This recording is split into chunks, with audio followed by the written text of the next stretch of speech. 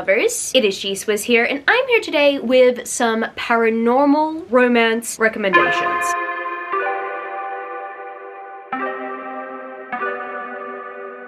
If you didn't know, this is a 7 on Sunday topic, and I am the host of 7 on Sunday. I will link the Goodreads page down in the description where you can check it out, and you can participate in a topic in the future, or you can suggest a topic. And this month, we are focusing on the Halloween-y type of topic, spooky, scary stuff, or just like to get you in the mood, to ease you. So we started off with the cozy topics. Now we're moving on to the next level, and that is like the paranormal stuff. Today, I'm gonna go into paranormal reads, but next week, I will be talking about some monster romances on my TBR because I want to dive into that territory as well. There's levels to it. So we start off cozy, we go into the paranormal slash monster level, and then we go to like the really spooky scary stuff. So that is how I've structured this month according to the spooky scary season. Over this last year, I've read a lot more paranormal romance than I used to. I mean, when I used to recommend paranormal romance and book series, the Mortal Instruments series or the Shadowhunter Chronicles, that was like my go-to at the time. And as much as I do like myself a good Shadowhunter novel from time to time, thankfully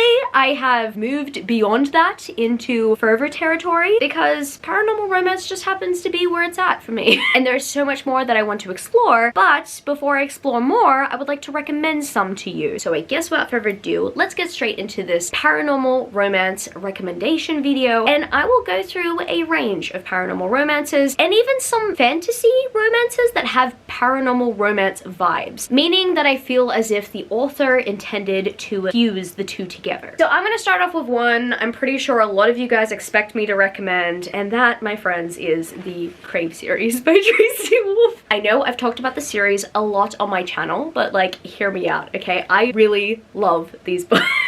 I understand that the pacing is not for everyone. I understand that the love triangle dynamic is not for everyone. A lot of readers were turned off after they realized that the couple in the first book might just not be endgame, but trust me, it gets pretty good. And I am so looking forward to the spin-offs that Tracy has planned for this world. I just really loved my reading experience of Crave. I loved revisiting these books. They are essentially comfort food for me. No, I don't think that these are fast-paced. They're definitely on the slower end of things, and at times, yes, I feel like there's some like unnecessary drama in this book series. However, when the politics be politicking, it's so good, and when Hudson be Hudsoning, it's awesome.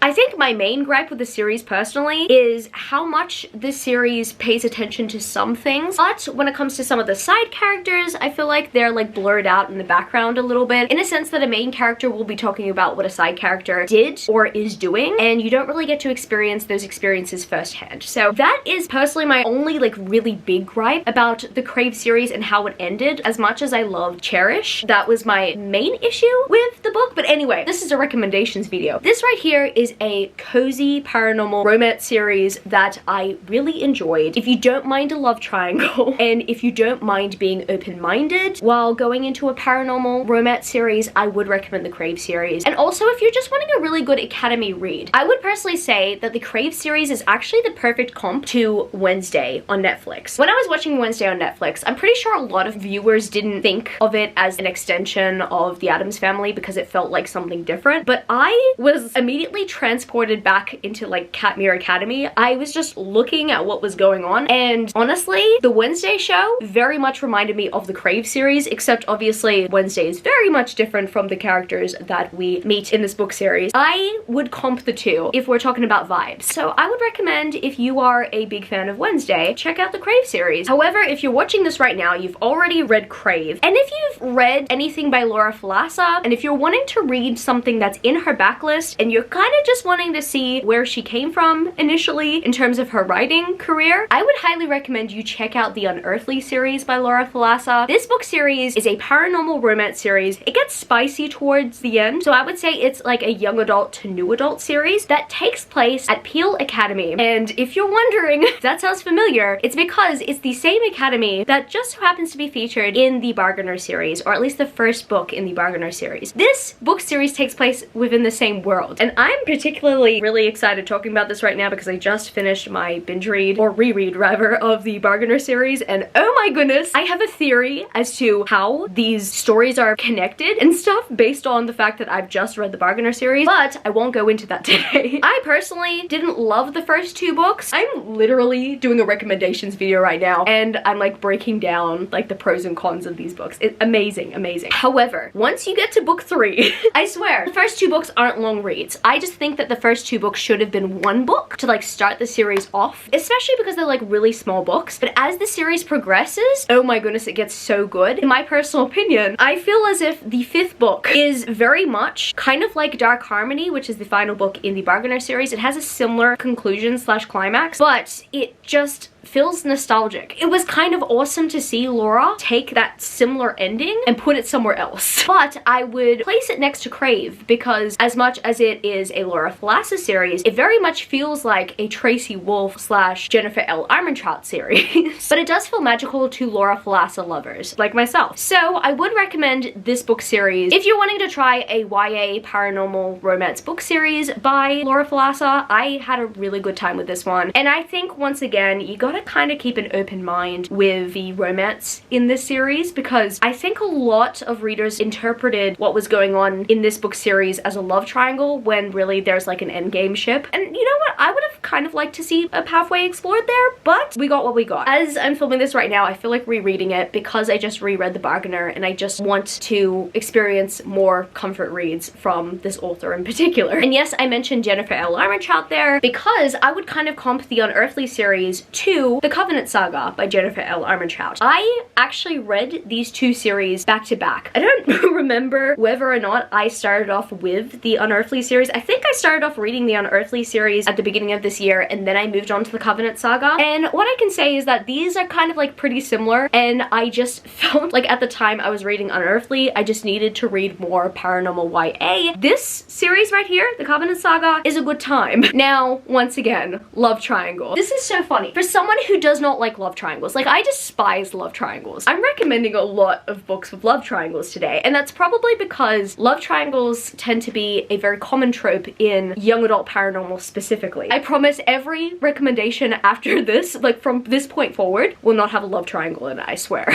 Well, kind of. I mean, like potential love interest, but not like an actual like back and forth. In my personal opinion, an underrated gem from Jennifer L. Armentrout. Like people are still talking about the series to this day, but when we hear about Jennifer L. Armentrout's backlist, we are often hearing about the Dark Elements series, or we're hearing about the Lux series, but I barely knew anything about the Covenant Saga going into this book series. I just saw all the spines. Like I loved all of the colored spines, seeing them all on the bookstore bookshelves, and I loved seeing these covers, and I wanted to get this book series in these editions. I really did, but I never heard anyone talk about it. I would barely see anyone recommend this book series, and I was absolutely blown away at how good these books are. And I'm actually just so surprised that the Lux series gets a lot more attention than this book series, but I mean, that's just my personal opinion. I also very much like that this book series is inspired by Greek mythology, and I really want to reread it as I'm talking about it right now. I do want to read Seth's spin-off. I have not yet, the Titan series.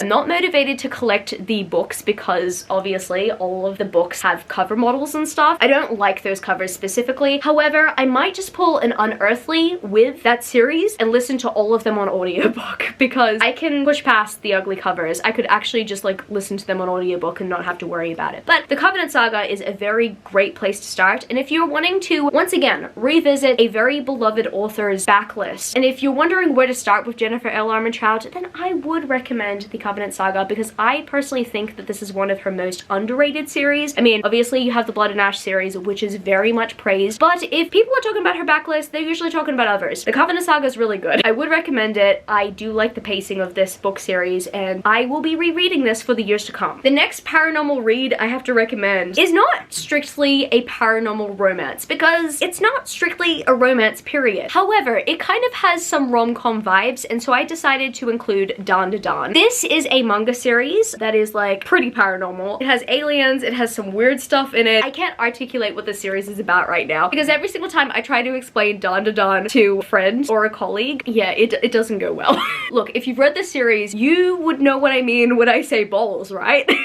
Dun Dun Dun is very weird. It's a very interesting title to transition to because I was just talking about young adult paranormal. This is technically a young adult paranormal series. However, it is recommended to those who are over 17 because it has a mature rating. So I wouldn't necessarily categorize it right next to the other books that I've just mentioned, but it definitely has some weird stuff. So this is like super paranormal. And I would recommend this series if you are wanting something that is intense and weird and includes aliens and all sorts of other funny creatures, UFOs, and just humor. But yes, there is a romantic subplot in here that I find to be absolutely funny because I think it puts the comedy in romantic comedy, for sure. I really enjoyed this manga and I would highly recommend it to those who are wanting something weird. That's all I'm gonna say, right? Paranormal romance is never usually classified as weird, but paranormal is like out of the ordinary. It's gotta be weird somehow. Dun Dun Dun is like the perfect example of something being extremely paranormal and just completely going all in its own genre. It's something that's a little bit more of a palate cleanser, but I am moving into new adult territory, I believe. Yes, I'm moving into new adult territory. I'm just looking at my books before I recommend them. I have His Darkest Craving by Tiffany Roberts. This one is technically a little bit more fantasy-like, but we are pretty much in a paranormal forest where we are following our human protagonist Sophie and a shadow forest beast. And this is just a very cute fantasy-like paranormal monster romance that I would very much say is a great introduction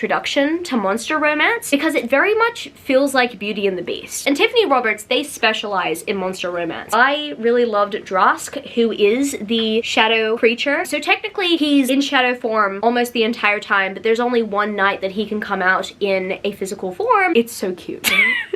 This is adorable. So if you're wanting a palate cleanser, compared to like the other books that I have mentioned on this list, this right here is the least dense, but it does have some steam. I will also give some trigger warnings for the story, as Sophie is a survivor of DA. That is how she finds herself in this situation. She's running away from her former abusive partner and she moves to a cabin in the forest. She meets Drask and he appreciates her and he treats her like a queen. It's beautiful. This is one of the cozier ones, and I would definitely recommend this one if you're wanting something that's a little bit more cozy, that feels a little bit dark as well, kind of gets you in the mood for the season. And as we proceed, I'm going to bring the drama because I'm also going to recommend the Zodiac Wolves series by Elizabeth Briggs, and oh my goodness, this series has drama and I live for it. I very much enjoyed how Zodiac Wolves was structured. I loved how every character pledged allegiance to a different house slash sign, and I very much liked how the story developed between these two characters. I liked the romantic dynamics. I would have to say though, as much as I did enjoy Caden as a love interest, around 33% of the time he bugged me, but the other 67% of the time I liked him. I thought he was okay, and I just wanted the best for Ayla personally because similarly to Sophie, the other character that I just mentioned in His Darkest Craving, Ayla comes from a very terrible family. She has a terrible father. Everyone is terrible to her for being half-breed, and it's just not fair. Life's not fair on her. So I'm really happy that Caden swoops in and kind of gives her a new life, and I love that this story is a story of triumph over everything. That's definitely my favorite part of the Zodiac Wolves series. As much as there's some romantic tension and drama and politics that happens throughout the series, there are just some wild things that happen in the series that I'm just like, really? Elizabeth, did you really have to do that? Did you really have to put that in there? I very much appreciate the story overall because I love Ayla's development. And I'd have to say that this paranormal series kind of has everything you would want in a paranormal romance. It's got shifters, it's got politics, it's got a good amount of steam. This is just gonna get even more dramatic. So I recently read Savage Lands by Stacey Marie Brown, and I didn't initially put this on this list, but I just decided, okay, I'm gonna do it. This is technically a fantasy, but there are definitely paranormal elements to it. We have paranormal creatures in here, and the vibe very much feels like a paranormal romance. But the politics definitely lean more toward the fantasy side of things. It's technically an urban fantasy that takes place in our world, but it has paranormal creatures. I very much enjoyed this, but as I mentioned previously, you know how I mentioned that I wasn't going to talk about books with love triangles anymore? Well, this protagonist, she kind of has multiple, I wouldn't say love interests. There's just a lot of guys who are attracted to her, but that is more because she has an aura that attracts them. I believe that it was Stacey Marie Brown's intention to let us know that she modeled the love interest after Jason Momoa so that we could root for the main character and Jason Momoa together. That's just my personal theory. If I did not know that the main love interest in the series was modeled after Jason Momoa, who's Warwick, then obviously I wouldn't know immediately they were gonna be a thing and things were gonna be back and forth between them. Now, I mentioned that Zodiac Wolves leans in the dramatic. Savage Lands would say, hold my beer. Because yeah, this series definitely does lean in the dramatics. So if you are kind of scared about a 6-book journey where the protagonist and the love interest are in a constant back and forth of pushing each other away and then bringing each other close, Savage Lands. It's either a series you stay away from, or it's a series where you embrace the drama and drink it up and be addicted to it. I was pretty much here for the ride, and I think that's because I had so many other book community members prepare me to be ready for this ride. I would definitely recommend this series if you're wanting a very dramatic paranormal romance. The second last book series I have to mention that is also very much dramatic, but I wouldn't say is dramatic to the level Savage Lands was dramatic. I'd have to say this series had the perfect amount of drama for it because the premise of the series is pretty much very dramatic. Like, it's an actual enemies to lovers romance. It's not just like the hate to love romance where, you know, they're kind of rivals and stuff like that. No, no, no. These guys are actual enemies. And it's written so well. And that, my friends, is the Demon Queen Trials by C.N. Crawford. This series, I'd have to say, inspired this video. I knew I wanted to make a paranormal romance recommendations video immediately after reading the Demon Queen Trials. This book series had me addicted, but I would actually recommend this book series if you loved the Cruel Prince series. If you loved the Cruel Prince series, if you were wanting a hate to love dynamic that was done similarly to Jude and Cardin's, but was also kind of done a little better. I know, it's controversial to say, but the Demon Queen Trials has that for you. This hate to love romance, this enemies to lovers romance lives in my mind rent-free. I constantly think about how these characters were going at each other the entire time, but also had an equal infatuation to one another, and it was just a perfect balance. It was just so good. We're pretty much following a protagonist who has no idea she's a doppelganger to the Dark Prince's enemy, and he's like ready to eliminate her. And she's just like, what's going on? And she is like, who is this person that you're trying to defeat? It's not me. And then chaos ensues from there. So well paced. It's so well done. I loved the reveals in the series so much. And I just want more of these characters. Or no, actually, I find that this story was very much satisfying. However, I believe that C.N. Crawford are teasing a spin-off based on the ending of the 3rd book. So I'm here for it. But this is one I'm recommending to those who are wanting to get into new adult paranormal romance and don't know where to start. Maybe you're a huge fan of the young adult paranormal romances that I've mentioned, or you're a fan of the Mortal Instruments, or for my fantasy fans out there, you're a fan of the Cruel Prince. It's one I would recommend. I need more people reading this series, please. And the final book series that I have to recommend that I would say is a fantasy series. It's definitely a fantasy romance series, but out of all the book series that I've mentioned on this list today, this book series kind of gives me all the paranormal romance vibes. Even though it is technically a fantasy romance, it feels like it's a paranormal romance because of the way that it's written. And like, yeah, I mean, there are paranormal creatures and stuff. I wouldn't say that the Deliciously Dark Fairy Tale series isn't a paranormal romance. I mean, it definitely very much is a fantasy, but the way that it is written, it feels like every paranormal romance book series that I've read and so much more. And trust me, that is saying something. I found this book series to be absolutely comforting. If you guys don't know, this book series contains dragon shifters, it has werewolves, it pretty much takes place in a world that's kind of similar to the ones that you see in other high fantasy series like ACOTAR and the Otherworld in the Bargainer series, except the vibes in this series are a little bit different to those series that I've just mentioned because it's a lot more comedic, and I honestly feel like this book series was a paranormal romance series trapped in a fantasy world. Maybe that is the best way I can possibly describe it. It took me everything for me to try to hold myself back from recommending this book series on this list, but I honestly could not help myself, because if you're wanting the paranormal romance vibes, it is in K.F. Breen's writing. I swear to God, K.F. Breen was born to write paranormal romance, and I cannot wait to read The Demigods of San Francisco and like any other thing that K.F. Breen has put out, because oh my goodness, I'm gonna need more of that paranormal romance vibe in my fantasy romance. I don't know, I honestly feel as if she's combined the two very well in this book series, and I would highly recommend to those who are wanting to get into paranormal romance but are kind of just wanting the feel of the paranormal romance writing style before going into an actual paranormal romance beyond high fantasy. As much as I can say this is a high fantasy because it is a high fantasy, it just very much feels like paranormal romance.